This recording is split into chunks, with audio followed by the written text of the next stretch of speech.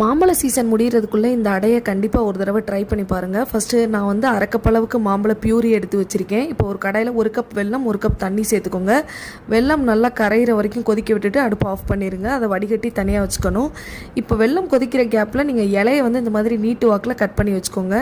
கடாயில் 1 டீஸ்பூன் நெய் சேர்த்துட்டு 1/4 கப் தேங்காய் துருவல் சேர்த்து நல்லா வதக்குனதுக்கப்புறமா எடுத்து வச்சுருக்க வெள்ளைப்பாகு, அப்புறம் மாம்பழ பியூரி, கொஞ்சமாக ஏலக்காய் பொடி, 1 கப் அரிசி மாவு சேர்த்து நல்லா கைவிடாமல் கிளறி விட்டுட்டே இருங்க. நல்லா பாத்திரத்தில் ஒட்டாமல் கட்டியாக வந்ததுக்கப்புறமா அடுப்பை ஆஃப் பண்ணி ஆற விட்டுருங்க.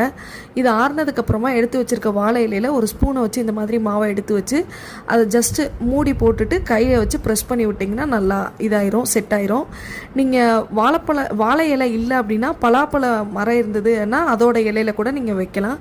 இப்போ ஸ்டீமரை சூடு பண்ணி அதில் ஒரு 15 நிமிஷம் இந்த அடையை வேக விட்டு எடுத்தீங்க அப்படின்னா மாம்பழ அடை ரெடி. நீங்களும் ட்ரை பண்ணி பாருங்கள். இந்த வீடியோ பிடிச்சிருந்தா லைக், ஷேர் அண்ட் சப்ஸ்கிரைப் பண்ணிடுங்க. தேங்க்யூ.